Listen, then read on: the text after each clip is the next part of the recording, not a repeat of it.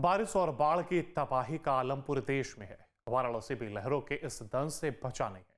लहरों का प्रकोप कुछ ऐसा है कि महाकर्णिका महाघाट भी डूब चुका है, मगर अब प्रशासन ने लोगों के बचाव के लिए तैयारी भी जोरदार की है। एनडीआरएफ की तरफ से लोगों को बचाने के लिए वाटर एम्बुलेंस भी चलाई जा रही है, जिसमें आपातकालीन स्थिति में बड़ा मददगार के तौर पर इसे देखा जा सकता है। इस पर हमारी रिपोर्ट देखें।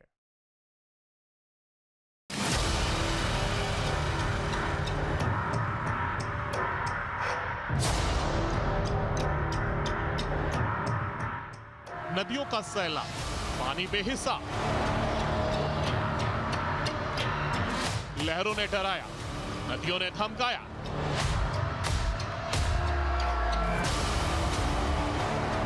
बाढ़ से बचने के इंतजाम आएंगे काम।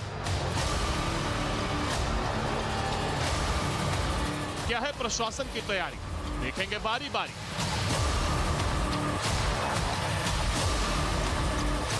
पहाड़ पर हो रही बाढ़ बारिश का असर दरअसल अब वाराणसी में भी दिख रहा है। आलम यह है कि नदियां उफान पर हैं और जिंदगी मानो ठहर गई। वाराणसी में गंगा का रौद्र रूप दिख रहा है, जिससे गंगा किनारे बसी वाराणसी भी बाढ़ से प्रभावित हो रही है। गंगा आरती का स्थान बदला जा चुका है। पक्के घाटों की सीढ़ियां डूब चुकी हैं। घाटों का संपर्क भी टूटना शुरू हो चुका है। गंगा किनारे के छोटे मंदिर जलमग्न हो चुके हैं।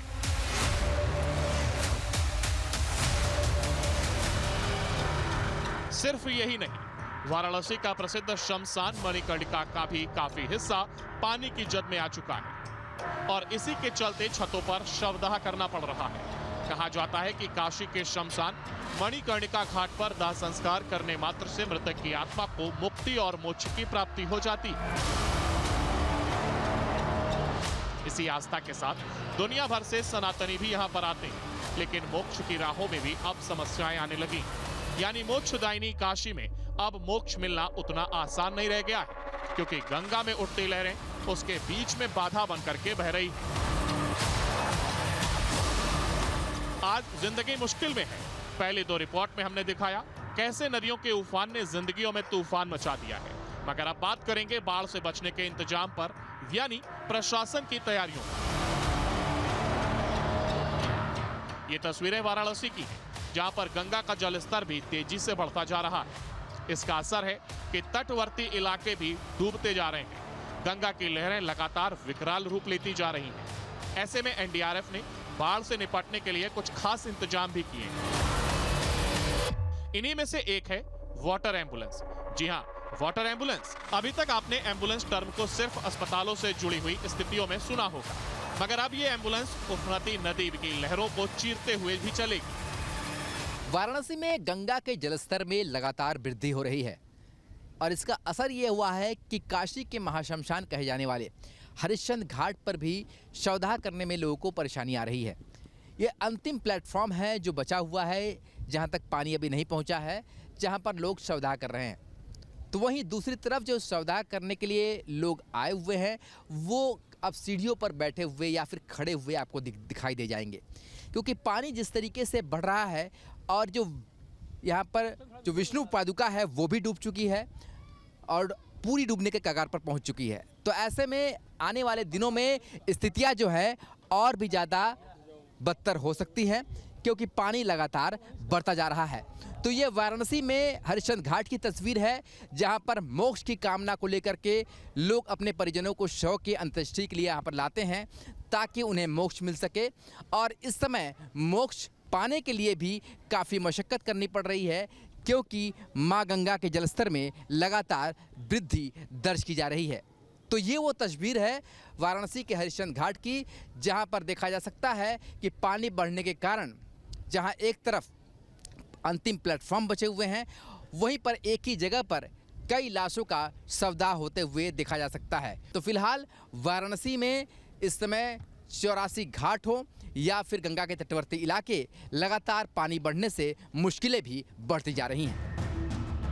बढ़ते जल स्तर को देखते हुए एनडीआरएफ की भी अपनी खास तैयारी है। एनडीआरएफ की 11वीं बटालियन के कमांडेंट से न्यूज स्टेट की टीम ने खास बातचीत की और जाना कि कैसे शहर में बढ़ने वाले संकट से निपटने के लिए तैयारी की जा रही है। एनडीआरएफ ने अपनी तैयारियां 3 महीने पूर्व ही शुरू कर दी थी और जहां तक आपने डूबने के समस्या का प्रश्न किया है, पिछले 2 माह में 14 लोगों को हमारी टीम्स ने लाइव रेस्क्यू किया है और हम निरंतर मॉनसून आने से पहले से ही जो भी समाज घाटों पर जीता है अपनी ज़िंदगी और जो लोग घाटों के आसपास रहते हैं, उसमें हमने एक जागरूकता कार्यक्रम प्रारंभ किया था।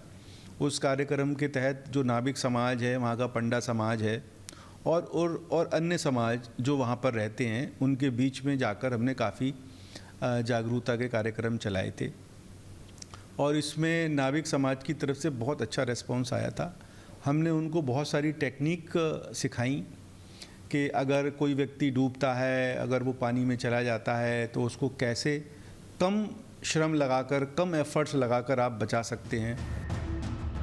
गंगा में लगातार बढ़ते जल स्तर की वजह से मुश्किलें भी बढ़ती जा रही हैं। हालात ऐसे हो चले हैं कि विभागों ने छोटी नाव के संचालन पर पूरी तरीके से रोक लगा दी है और लोगों की सहायता के लिए इस वाटर एम्बुलेंस को चलाया गया है। बनारस में जिस तरीके से गंगा के जलस्तर में वृद्धि हो रही है और बाढ़ जैसे हालात उत्पन्न हो रहे हैं, उसे देखते हुए एनडीआरएफ लगातार सक्रिय है। आप तस्वीरों में देखिए एनडीआरएफ की ये वाटर एम्बुलेंस और साथ ही एनडीआरएफ की ये बड़ी बोट और इसके साथ ही एनडीआरएफ की छोटी बोट्स लगातार गंगा में पेट्रोलिंग करते हुए दिखाई दे जा रही है। ये एनडीआरएफ की वो रेस्क्यू यूनिट है जो किसी भी बाढ़ जैसी परिस्थितियों में सक्षम है पूरी तरीके से सेवा देने के लिए। जहां एक तरफ वाटर एम्बुलेंस के जरिए वहां पर फर्स्ट एड सहित जो प्राथमिक चिकित्सा होती है उसकी सारी सुविधा वाटर एम्बुलेंस में है। दूसरी तरफ ये बड़ी बोट आप देख रहे हैं जो कि गंगा में जब बहुत तेज लहर होती है तो उस लहरों में भी लड़ने में सक्षम है और लहरों के बीच में रेस्क्यू करने के लिए बहुत तेज़ी से ये बोट पहुंच सकती है। इसके अलावा छोटी छोटी बोट जो आप देख सकते हैं एनडीआरएफ की जो बाकी रेस्क्यू यूनिट है वो दिखाई दे रही है।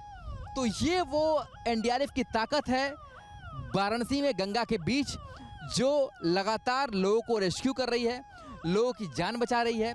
साथ ही बाढ़ जैसे जो हालात हैं उन हालात में किस तरीके से ये जो रेस्क्यू यूनिट है वो काम करती है गंगा के बीचों बीच, ये हम बढ़ते हुए गंगा के जलस्तर के बीच आपको दिखा रहे हैं। पानी की रौद्र लहरों पर चलती ये वाटर एम्बुलेंस लोगों की सहायता के लिए उतारी गई है। इसमें कई तरह की आधुनिक सुविधाएं हैं जो इमरजेंसी के वक्त कारगर साबित हो सकती हैं।